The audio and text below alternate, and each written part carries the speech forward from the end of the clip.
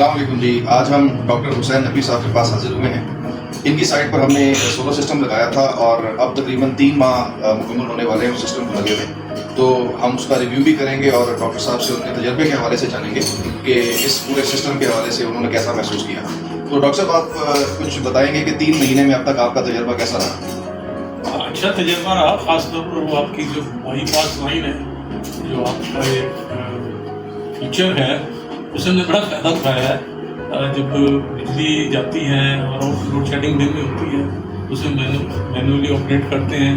कम से कम load shedding दिन में होती है, उसमें सोलर सिस्टम काफ़ी मैनेज कर रहा है। जी डॉक्टर साहब, देखिए बाईपास लाइन के हवाले से बहुत से लोग मुख्तलिफ़ किस्म के सवालात हमसे करते रहते हैं और अब चूँकि आप खुद उसको गुज़िश्ता 3 माह से इस्तेमाल कर रहे हैं इस बाईपास लाइन को, तो इस तरह मेरा एक मौक़िफ़ रहा है। मैं पहले भी लोगों को बताता था कि देखिए जी, जो हाइब्रिड सिस्टम होता है उसमें हम बैटरीज लगा देते हैं और बैटरीज की वजह से डे टाइम में आप सोलर पैनल्स की आउटपुट को यूज़ कर सकते हैं। लेकिन ऑन ग्रिड में प्रॉब्लम ये होती है कि जब लोड शेडिंग हो जाए तो ऑन ग्रिड का इन्वर्टर बंद हो जाता है, लिहाजा आपका जितना भी लोड घर का है वो बंद हो जाएगा। अपना AC चला सकते हैं ना, कोई बड़ा लोड चला सकते हैं, सिर्फ UPS बाकी रह जाता है। तो बाईपास लाइन के इंट्रोडक्शन का मकसद ये था कि दिन की लोड शेडिंग में आपका जो बड़ा लोड है, जैसे आपके घर का AC है या आपके घर का फ्रिज है या इवन UPS है, तो ये चीज़ें आपकी सोलर पावर से चलती रहें ताकि आपका डे टाइम अच्छे तरीके से गुजर जाए। तो आप अपने 3 महीने की एक्सपीरियंस की बुनियाद पर आप क्या समझते हैं कि ये तजर्बा कामयाब है और क्या वाकई आप लोगों को रेकमेंड करेंगे कि वो ये बाईपास लाइन लगवाएं? हाँ, काफ़ी कामयाब है। मैं इसको कह सकता हूँ कि मोर देन 90% कामयाब है। बस ये है कि हैवी अप्लाइंसेस कभी कभी आप नहीं अफोर्ड कर सकते, जैसे AC वगैरह, क्योंकि कभी जब बादल हों या इस तरह कोई सिलसिला हो। अदरवाइज आपका जो बाकी का लोड है, पंखे हैं, ये दूसरी ज़रूरियात ज़िंदगी हैं, इलेक्ट्रॉनिक्स, फ्रिज चीज़ें, ये तो चलती रहती हैं और ये बड़ा अच्छा तजर्बा है, बड़ा अच्छा काम है। बाईपास से वो जो गिला है लोगों के लिए ऑन ग्रिड से लोड शेडिंग के दौरान काम नहीं होता, ये काफ़ी हद तक दूर हो गया है। काफ़ी हद तक मैं समझता हूँ कामयाब हो गए हैं उस मसले को कम करने। जी डॉक्टर साहब, बहुत शुक्रिया। डॉक्टर साहब देखिए, यहाँ पे मैं अर्ज़ करूँगा कि अगर हाइब्रिड सिस्टम भी लगाया जाए और बादल आ जाएं तो उसमें भी एक्चुअली आपका अगर एयर कंडीशनर चल रहा है तो उसका लोड सोलर पैनल से उठा नहीं सकते, वो लामोहला आपकी बैटरियों पे जाएगा और बैटरियां जो हैं वो ग्रेजुअली डिस्चार्ज होना शुरू हो जाएगी। तो यानी कि इस लिहाज से अगर आप देखें तो हाइब्रिड हो या ऑन ग्रिड हो, अगर सोलर पावर से आपने अपना एयर कंडीशनर चलाना है तो फिर वो कोई फर्क नहीं रहता, क्योंकि हाइब्रिड में भी अगर बादल आए हुए हैं तो फिर वो बैटरियों पे यहाँ पर लोड चलेगा। बिल्कुल सही। और इसी तरह ऑन ग्रिड और ऑफ ग्रिड की जो हम बात करते हैं बाईपास लाइन की, तो उसमें भी ये बेहतरीन फंक्शन तो उसी वक्त करेगा अपना जबकि प्रॉपर सनलाइट अवेलेबल होगी, और अगर सनलाइट नहीं होगी तो यकीनन आउटपुट ड्रॉप होगी, और जब आउटपुट ड्रॉप होगी तो आपको अपना लोड कम करना पड़ेगा। तो इस लिहाज से तो मेरे ख्याल में कोई डिफरेंस नहीं है। ऐसा तो कोई डिफरेंस नहीं है, लेकिन ये मैं आपको कहने का मकसद ये है कि लोड शेडिंग में जो एक हाइब्रिड का किरदार था और ऑन ग्रिड के को इसमें नक्स था या नेगेटिव डीमेरिट किया जाता था, वो काफ़ी हद तक दूर हो गया। जी अल्हम्दुलिल्लाह, और यही हमारी कोशिश थी जी कि ऑन ग्रिड, फिर देखिए ना कि ऑन ग्रिड की जो ओवरऑल कॉस्ट है, यानी कि जिस तरह आपने खुद भी इसको स्टडी किया होगा कि सर जब हम हाइब्रिड सिस्टम लगाते हैं तो एक तो हाइब्रिड इन्वर्टर बहुत महंगा आता है, उसके साथ जब हम बैटरी बैंक बनाते हैं तो बैटरियां बहुत महंगी आती हैं, और फिर जब हम बैटरियां लगा लेते हैं तो फिर बैटरियों की मेंटेनेंस और रिप्लेसमेंट की कॉस्ट होती है, जिसकी वजह से जिस मकसद के लिए हम सोलर लगाते हैं कि भाई हमें बचत हो, तो असल में इवेंचुअली पता ये लगता है कि जी बचत कोई खास नहीं हुई, बल्कि बैटरी एक मुस्तकिल खर्च का एक जरिया बन गया, एक रास्ता बन गया। तो आप क्या महसूस करते हैं कि जब ऑन ग्रिड के साथ बाईपास हमने लगाया तो क्या वाकई इसने वो सारा बैटरी वाला जो एक दर्द सर था, हेडेक थी, उसको खत्म नहीं कर दिया? जी, काफ़ी हद तक खत्म कर दिया है। बल्कि ऑफ ग्रिड का ये बड़ा अच्छा फ़ायदा है हमें इसमें कि जब बिजली नहीं होती तो हमें एहसास नहीं होता कि हमारी बिजली गई है। हमारे काम चलते रहते हैं, हमारे मसले जो है ना वो हल होते रहते हैं। और ये बाकी तो फिजिबिलिटी जो उसकी ऑफ ग्रिड की हाइब्रिड की है वो ऑफ ग्रिड के मुकाबले में बहुत ही कम है। ऑन ग्रिड में ये ऑफ ग्रिड लगाने से उसका काफ़ी कंपनसेट हो गया। जी बिल्कुल। अच्छा डॉक्टर साहब, फिर जो एक मकसद होता है आजकल जब हम ऑन ग्रिड नेट मीटरिंग का सिस्टम लगाते हैं, आपके यहाँ पे नेट मीटरिंग चल रही है, वो ये होता है कि जी हमारे जो इलेक्ट्रिक के बिल्स हैं, जिसकी वजह से आपको पता है कि कौम बेतहाशा परेशान हुई हुई है, और इस महीने में जो लोगों के बिल्स आ रहे हैं, मेरा अपना दिल खून के आंसू होता है ये देखकर कि वो लोग जो पहले 2-2 हज़ार के बिल देते थे अब उनको 8-8, 10-10 हज़ार के बिल आ रहे हैं, जो 15-20 हज़ार के बिल देते थे वो 50-60 हज़ार के बिल दे रहे हैं। यानी कि रोज दसियों के हिसाब से लोगों की जो ये मसाइल मैं सुनता हूँ तो मुझे बड़ी तकलीफ होती है। तो आप ये बताइए कि आपका ये मसला हल हो गया नेट मीटरिंग के बाद? काफ़ी हद तक जनाब अभी अब तो हम सोलर पे जितना बनाते हैं उतना ही कंज्यूम करते हैं। गवर्नमेंट की तरफ से तो सिर्फ तो थोड़े से जो चार्जेस 1000-2000 रुपए के पड़े हुए हैं वही हैं, अदरवाइज हमारा तो बैलेंस जीरो पे जा रहा है। माशाल्लाह, यानी कि नेट मीटरिंग के बाद आपका बिजली का बिल का मसला मुस्तकिल तौर पर हल हो गया। आज के लिहाज से तो मैं जब अपने हमसायों में दूसरों में जो लोग बेचारे सोलर के बगैर बैठे हैं उनके बिल देखता हूँ तो वाकई में एहसास होता है कि हमने काफ़ी फायदा उठाया है इससे। और डॉक्टर साहब, मैं आप काफ़ी वक्त ले लिया। आखिरी सवाल जो मैं आपसे करना चाह रहा हूँ ये है कि आपने जो हमारा काम देखा और जो हमारी सर्विस आपको मैसर रही, उसके हवाले से आपके तासुरात क्या हैं? मैं रिकमेंड करूँगा कि लोग आपसे रब्ता करें, आपसे काम करवाएं। मैं बड़ा मुतमईन हूँ और आपने दौरान काम भी काम के बाद भी अपनी सर्विस को एक अच्छे तरीके से मुझे पहुँचाया है। मैं मुतमईन हूँ और अल्लाह ताला का करम है, मैं आपको मशकूर भी हूँ।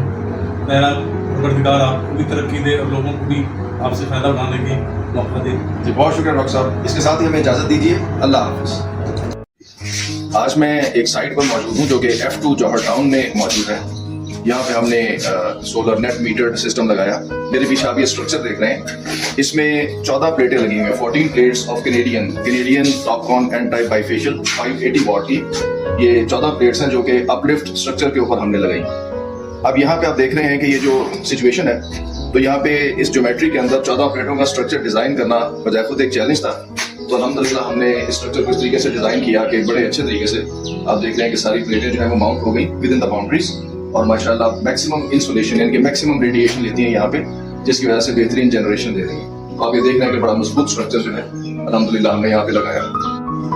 जी, ये देखिए यहाँ पे हमने इसका इन्वर्टर लगाया है। इस सिस्टम की खास बात यह है कि यहाँ पे एक 10 किलोवाट का ऑन ग्रिड इन्वर्टर इंस्टॉल्ड है और उसके साथ आप देख रहे हैं कि एक बाईपास लाइन है, यानी कि 5 किलोवाट की बाईपास लाइन।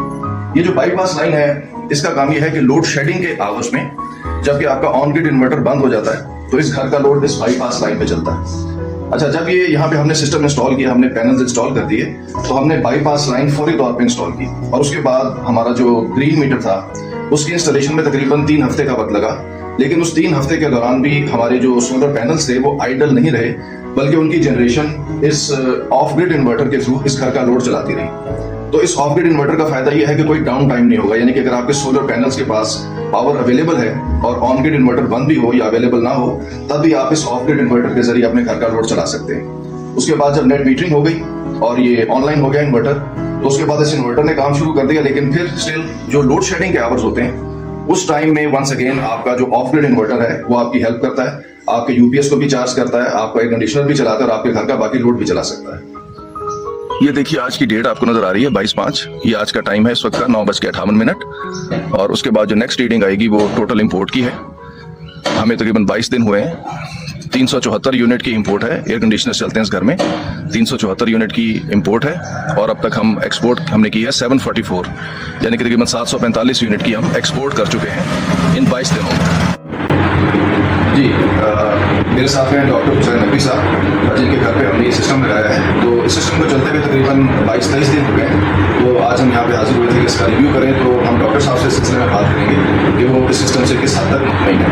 सबसे पहली बात जो डॉक्टर साहब मैं आपसे सवाल करना चाहूँगा वो ये है कि आपको हमने एक बाईपास लाइन भी लगा के दी, जैसा कि आपकी ख्वाहिश थी कि एक बाईपास लाइन लगे और आपने देखा कि सिस्टम को फंक्शनल होते होते यानी कि नेट मीटर लग के आपके ऑन ग्रिड सिस्टम को फंक्शन होते तकरीबन 3 हफ्ते का टाइम लग गया। लेकिन उस दौरान आपका बाईपास जो लाइन थी उसके जरिए आपका कुछ ना कुछ लोड चलता था। तो आप ये बताइए कि ये तजर्बा आपका कैसा रहा? मैं बहुत खुश हूँ कि बहुत अच्छा रहा ये बात। हमने राइट फ्रॉम फर्स्ट डे इस सिस्टम से मुस्तफिद होने का मौका मिला। हमारे 3 हफ्ते बड़े अच्छे मिले, उससे सोलर एनर्जी से खत्म है। जी बिल्कुल सही। अच्छा डॉक्टर साहब, इसमें ये भी है ना कि जैसे शुरू में तो आपकी ऑन ग्रिड इन्वर्टर भी ऑन नहीं हुआ था, तो उस वक्त आप ज़्यादा वक्त के लिए उसे काम देते थे। लेकिन जब ऑन ग्रिड इन्वर्टर ऑन हो गया तो फिर वो अपने असल रोल में आ गया, जो कि बाईपास लाइन, यानी कि लोड शेडिंग के टाइम्स में उसने आपका लोड चलाना शुरू कर दिया।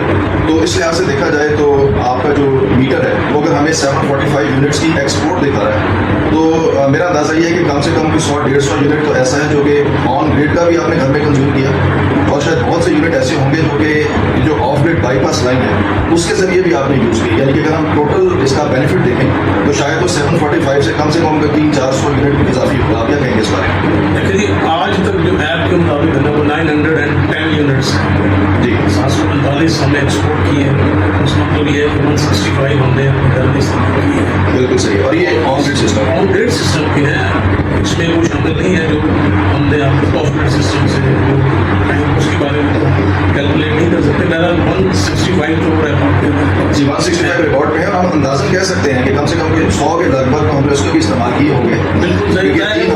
22 दिन इस्तेमाल हुआ है जी। और अगर हम डेली के ज़माने में 5 से 7 यूनिट भी रोज के दिन में इस्तेमाल करें तो 100 के दिन मिल जाता है। जी ठीक हो गया। अच्छा डॉक्टर साहब ये बताइए कि आपको हमारा काम की रफ्तार, काम की क्वालिटी, फिर आफ्टर सेल के हवाले से जो आपके साथ एक रब्ता है, जो आपके जो भी कोई कंसर्न्स हैं, इश्यूज़ हैं, उसके हवाले से हमारी कंपनी का ओवरऑल एटीट्यूड, रवैया कैसा लगा?